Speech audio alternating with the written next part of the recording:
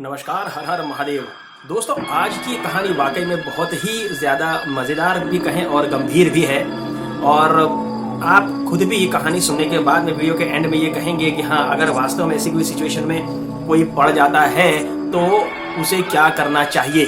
दोस्तों, ये कहानी है सुनील की। सुनील पटना से कलकत्ता जाने की ट्रेन में बैठे हैं। रात का 9:30 बजे का समय है और उस टाइम पे उनकी ट्रेन आई है और उसमें वो चढ़ गए हैं। ट्रेन 10 बजे पटना से कलकत्ता जाने के लिए रवाना हुई है।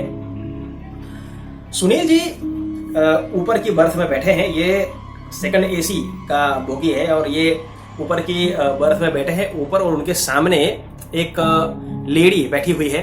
और लेडी काफ़ी बातूनी थी, इन द सेंस टॉकेटिव थी।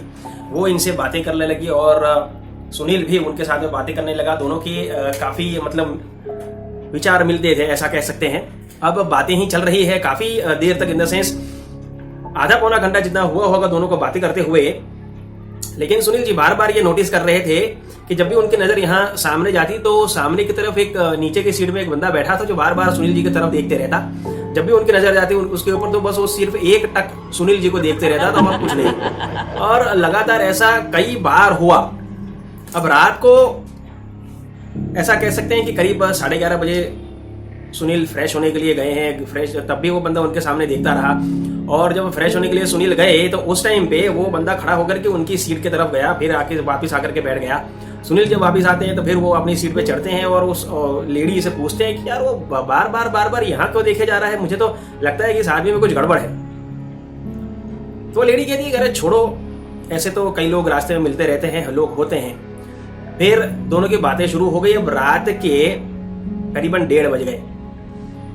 इन बातों के दौरान सुनील जी ने कई बार उस लेडी से कहा कि उसे नींद आ रही है, क्या आपको नींद नहीं आ रही? तो उसने कहा कि मेरा क्या है, मैं तो जब सोना होगा सो जाऊंगी, अगर आपको नींद आती है तो सो जाइए, कोई बात नहीं। और रात के करीबन 1:30 बजे जब सुनील जी वापस एक बार फ्रेश होने के लिए गए हैं फाइनली कि अब मुझे सोना है, तब वो बंदा भी लगातार सुनील के सामने देखता रहा था और फिर उसके साथ सुनील जी के साथ में उनके पीछे पीछे बाथरूम तक गया। बाथरूम के बाहर जाकर के वो सुनील से क्या पूछता है कि भाई साहब आप किससे बातें कर रहे हैं? तो सुनील थोड़ी देर तो उसके सामने यूं देखते रहे। फिर उन्होंने कहा कि वहां पे एक को पैसेंजर है, उनके साथ में बात कर रहा हूं। और आप मुझे ये बताइएगा मेरे सामने कब से इस तरीके से क्यों घूर के देखे जा रहे हैं? क्या हो गया, मैंने लूट लिया क्या आपको कि जो आप इस तरीके से मुझे देखे जा रहे हैं? या फिर आपके रिश्तेदार हैं? अगर आपको कोई प्रॉब्लम है तो बताइए। तो उस आदमी ने कहा प्रॉब्लम मुझे नहीं है, प्रॉब्लम मुझे लगता है कि आपको है, कि आपको जो इंसान है वो तो सामने कोई दिखाई नहीं दे रहे, जो जहां कोई है ही नहीं वहां पे आपको इंसान दिखाई दे रहा है। तो सुनील ने पूछा कि मैं आपका मतलब नहीं समझा। सुनील ने कहा कि आपकी उस आदमी ने कहा कि आपकी बर्थ तो खाली है, उसमें तो कोई है ही नहीं। बोले ये चीज मैंने पहले ही देखी थी कि उस बर्थ में कोई है ही नहीं। जब आप किसी से बातें कर रहे थे तो पहले मुझे ऐसा लगा कि कोई वहां पर है, आप बातें कर रहे होंगे। लेकिन जब मैं उठ करके खाना लेने के लिए गया तब मैंने देखा कि वो सीट पे कोई नहीं बैठा है और आप बातें करे जा रहे हैं। मैंने उसके बाद में 2-3 बार नोटिस करने के बाद में मैं आपके सामने देखता रहा कि मुझे ऐसा लगा कि शायद तक आपको कोई मानसिक तकलीफ है, आप किससे बातें कर रहे हैं? तो उन्होंने सुनील ने कहा कि पागल हो गए हो क्या, या फिर आपको कोई मानसिक रोग है? वहां पे एक लेडी बैठी हुई है पटना से, वो वहां पे बैठी है, उनको कलकत्ता जा रही हैं, मेरे साथ में ही बैठी हैं वो, और आप बात कर रहे हो कि मैं ऐसे ही हवा में बातें कर रहा हूं। तो उस आदमी ने कहा कि अच्छा, अगर वहां पे कोई बैठा है तो जब मैं गया था, आप टॉयलेट जाने के लिए उठे, जब मैं गया था तो मुझे क्यों नहीं दिखाई दिया? तो उसने कहा कि आपकी प्रॉब्लम है, अगर आपको कोई दिखाई नहीं दिया तो इसमें मैं क्या कर सकता हूं? दोनों के बीच में बहस चल रही थी। उतने में सुनील कहते हैं कि अरे ये लो, ये आ गई हो, इन्हीं से पूछ लो, यही बैठी हैं जो आपको दिखाई नहीं दे रही। अब वो इंसान ऐसे देखता है तो वहां कोई नहीं था। उन्होंने कहा कि मतलब आपका यहाँ पे भी शुरू हो गया? भाई साहब यहाँ कोई नहीं है, क्या दिख रहा है आपको? इन दोनों के बीच में ऐसी बहस चल रही थी कि तभी वहां पर जो सर्विस करने वाले बंदे होते हैं, जो खाना वगैरह देते हैं, वो उसमें से एक आप समझ लो कि वेटर, वो बंदा आया। खैर वेटर तो उसके लिए प्रॉपर शब्द नहीं है, लेकिन मैं ऐसा बोल देता हूँ कि जो सर्विस करने वाला बंदा था वो वहां पर आया और दोनों की बहस, वो कहा, उसने कहा कि मैं आपकी बहस बहुत टाइम से सुन रहा हूँ सर, कि मैं आपसे थोड़ी देर के बाद बात करूँगा। थोड़ी देर के बाद में उस वेटर ने दोनों आदमियों को बुला करके कहा, सुनील और वो जो दूसरा बंदा था जिनके साथ में बहस हो रही थी, उनको बुला करके उसने कहा कि सर ये जो सर कह रहे हैं वो सही बात है, आपकी सामने की बर्थ में कोई नहीं बैठा है और ऐसा कई बार होता है कि यहाँ पे कई लोगों को एक लेडी पैसेंजर बैठी हुई दिखती है, लेकिन उसमें सर डरने की कोई बात नहीं, क्योंकि उन्होंने आज तक कभी किसी का कुछ बिगाड़ा नहीं है। कई बार लोग ऐसा कहते हैं कि वो इन्हें बैठी हुई दिखती है, कभी यहाँ पे चलती हुई दिखती है, लेकिन वो कभी किसी को डराती नहीं।